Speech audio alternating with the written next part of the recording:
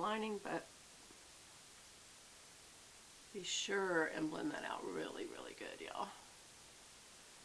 Oh, I don't feel good. Okay, so now liner, please. First, did y'all see that?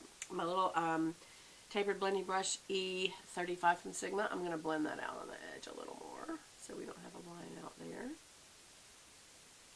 That right there, just go over it once. Same thing here, just once, just to make sure there's no line. Kind of blend it a little more out here where there is clearly a line. From where you put the makeup on, just kind of blend that out before you do your liner. Yeah, okay.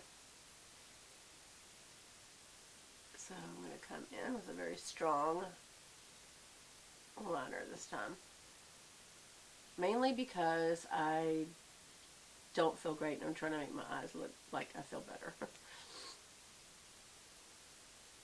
So I'm going to bring that down and then I'm going to connect it up a little better.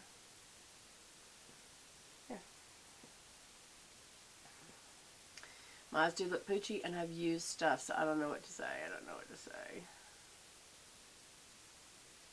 Oops, that wasn't the way to do that. I'm laying it flat, going over, right there, and get back down to this, way back down here to the lash line. Come in front of it, blend it back, and get more of a shape there. That was almost like a flat line instead of a humped line of your actual, what am I trying to say, lid. And I wanted to connect that a little better and connect it down a little better as well. For some reason I drag really bad on this side, I think because I'm right-handed and the pressure's wrong. You know? And here I went way too low. Okay, let me tell you why that matters, because now when I look up, that is right in the hood. That's the skin that drops down, so it almost highlights the hood. That's not good. I should have come in higher. But I hope that y'all will give me some grace. Give me some grace. Okay.